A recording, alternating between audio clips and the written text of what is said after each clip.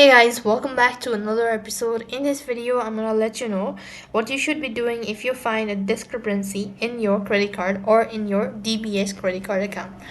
If you notice any sort of or find any sort of discrepancy in your DBS credit card, then you could contact the DBS Bank 24/7 helpline at a toll-free number or on a next, or if you're international, then you could do this. And you could also go ahead and email at the bank or the cardcareindia@dbs.com. Likewise, a credit limit is a maximum amount of money a cardholder can borrow from the credit card issuer. It's based on a factor like the cardholder's income, credit history, and other financial obligations as well.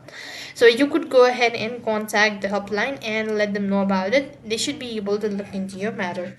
That's all for this video. I hope the video was helpful. Make sure to like, share, and subscribe to our channel. Thank you for watching. See you in the next video.